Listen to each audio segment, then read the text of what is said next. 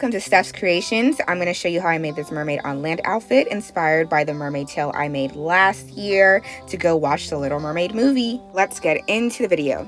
I got a corset from Amazon, but the cups were too small for me, so I had to cut them off. And then I got a $5 bra from Walmart, and I just cut the sides of the bra off. And I also seamed ripped the straps of the bra, but keep the straps because you are going to need them. And your bra, if you need the bra, would look like this. Now I'm just going to mark where the bra is going to attach to the corset. And I'm going to glue it with E6000. I really wanted this to be a no-sew project, so I'm going to glue it with E6000, and I am going to make sure it's on there pretty secure. And I'm going to leave my textbooks on it. Y'all can leave something very heavy on it overnight. On the next day, your corset should look like this, secure. Let's go. Now we're gonna cut off the excess in the cups of the bra. And this is so it just doesn't get into the way of our boobies. I removed the boning so it didn't stick me, and I hot glued the excess down to the cups. I cut the cups of the bra into a shape that I like, so y'all cut into a shape that you guys like, creative energy. And then we're gonna hot glue the excess fabric over the cups. You do this by hot gluing a little strip and you pull the excess fabric over it. Now for our straps, we're gonna use a little bit of bias tape to make a loop. So we're gonna hot glue those pieces together, and then we're going to hot glue that piece to our bodice. I used E6000 and hot glue. That is to attach the strap to the back of the outfit. And now for the front, I marked where I wanted to hot glue it, and I just put it straight on there.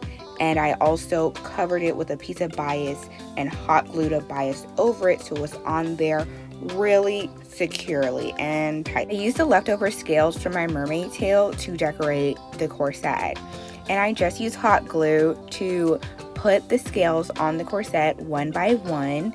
And this is how I did it. I just put a little bit of glue and I used the tail of the scale into the hot glue. This takes some time, so while you're at it, like, comment, and subscribe, and let me know what you would like to see me create or help you create.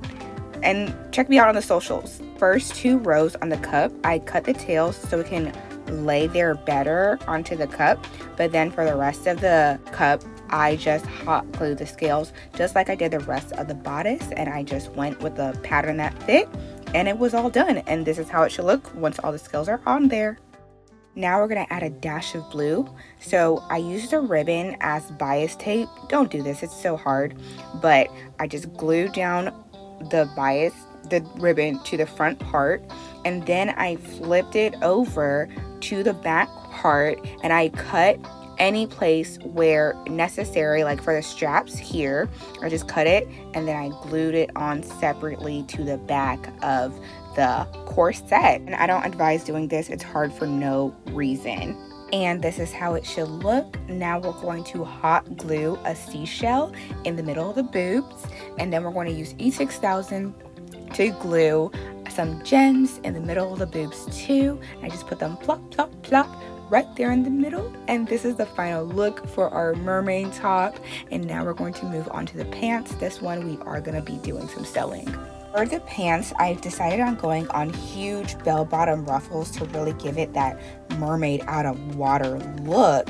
So this is how I accomplished it. I began with ironing out the lining, and this is just so everything looks neat. The ruffles will be a circle skirt pattern where the waist is the radius of your knee but a little bit bigger, and then the length is from your knee to the floor. And this is going to make sure it's not too short on you. With your iron on the lowest setting, iron out all the crinkles from your iridescent fabric, and then for the bottom ruffle, use the same measurements as you did for your lining to cut out the circle skirt pattern from your iridescent fabric. And once you're all done with that, you should have 2 circle skirts, and now you're going to line them all up together and pin where you need to pin so that when you go to the sewing machine, everything can be all lined up and easy for you to sew. Speaking of sewing, I straight stitched both of the pieces together, and then the Joann's clerk put me on fray check, and this is the first time I'm using it, and it worked wonders, so I'm going to tell you how to use it.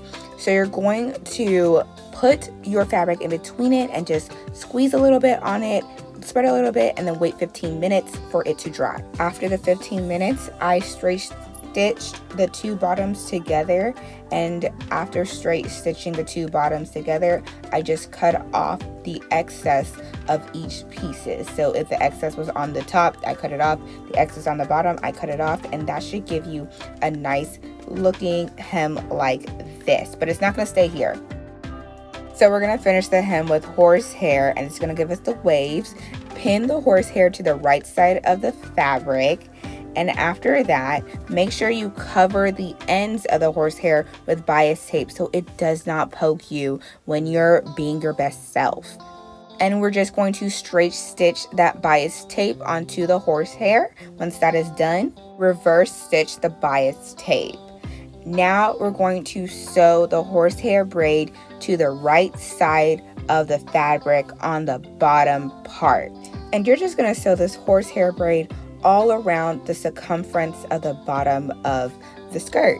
Now flip your horsehair braid to the wrong side and then sew it to the back of your skirt slash ruffle. Moving to the top ruffle, we're going to use the same circle skirt pattern, but the length is 2 inches shorter than the bottom ruffle. And we're going to align them both together and pin them up so sewing is so much easier on us. We're going to straight stitch the two waist parts together. Make sure you reverse stitch.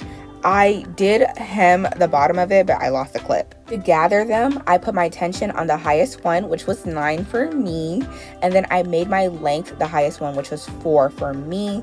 So do it to you. And then I just straight stitched both of them together, and I gently pulled the string gently because it broke so many times, and then I had to redo it all again and again. So gentle. For the pants, I wore them inside out and marked where I was going to sew the ruffles to the pants. And then after that, I cut 1 inch below that line just to give me some mess up room. I'm still a beginner, guys, okay?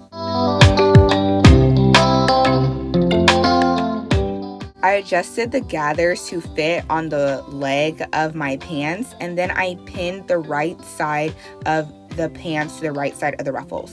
And then I straight stitched them both together below the gather stitch of the ruffles. Because I was using ripped jeans, I hand sewed pearl beadings into the holes of the ripped jeans, and then when I was done with that, I was all done with it, and this is the whole outfit. And I loved watching The Little Mermaid. Thank you so much for watching, guys. I will see you in the next video. Like, comment, and subscribe, and tell me what I should do next, and tag me if you recreate the outfit. Okay, bye.